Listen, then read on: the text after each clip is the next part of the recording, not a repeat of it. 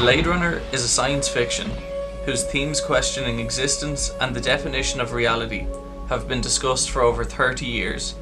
Replicants are the sentient AI of this alternate future of our world. Identical to us in almost every way, sweat perspires from their pores, blood flows through their veins, light glints in their eyes. They represent the pinnacle of cyborg technology. However, there is one crucial difference. We are born from nature, whilst they are man-made, destined to serve a purpose designed for them by a creator. In essence, our replicant is a product, but could it ever be more than that? What does it mean to be real? If we feel alive and we believe something to be true, is that all we need to substantiate our feelings? Or is there something missing? Is it possible to have a soul if you are manufactured rather than conceived?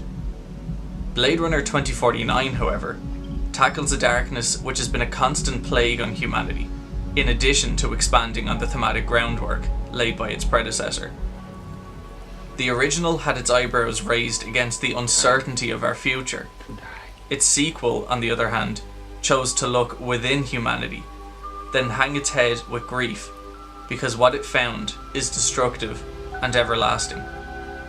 Blade Runner 2049 is a film of quiet, haunting beauty, and saturated in sadness, because above all else, it meditates on loneliness. Each and every character exists in isolation, both literally and figuratively. Some are confined to minimalist chambers and stripped bare hovels, while others populate the equally as claustrophobic yet infinitely more oppressive megacity of Los Angeles. A hideous landscape which once illuminated the sky with its neon lights and belches of industrial flame, now struggles to emit a delicate glow past its own gargantuan scale and torrential acid rain. A nightmare of overpopulation reaching critical mass. I find it very sad that even when living in a place so inundated with people to the point where they're practically crawling over each other, you can still feel as though you're on your own. What the world of Blade Runner suggests is that for all the technological advancements and ease of use luxuries the future may bring, it may never deliver a solution for loneliness. Joy represents a possible answer to this dilemma, a hologram AI that can be programmed to meet every quality you seek in a woman.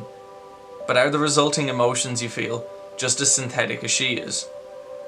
Even if she tells you she loves you, cries for you, and carries out unsolicited tasks for no reason other than to make you smile, Joy may not have a physical form, but does her capacity to feel and think for herself not stand for anything?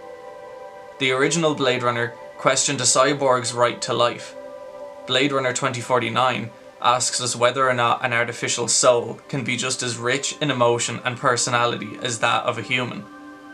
Why should we view her differently because she was denied the right to a body? She still has that spark, the glimmering light in her eyes. Born from nature or not, there is a loud and vibrant consciousness to her, and that spark, the essence of what it means to be alive, contributes to the various forms of abandonment at play here, particularly that of self-inflicted isolation. It's 2:45. When we are finally reintroduced to Deckard, There's no one in the place we find him in hiding, except you and me. surrounded by ghostly relics of the past, which remind us of how much this world has lost. Make it one for my baby. All of its light and tenderness gone.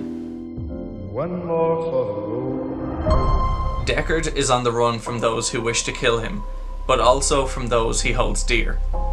He runs because he's afraid, scared to death that he may cause them incidental harm. Sometimes to love someone, you gotta be a stranger. But there are only so many books one can read to suffer through the cold nights alone. So we see that uncontrollable urge for love reuniting him with his fractured family.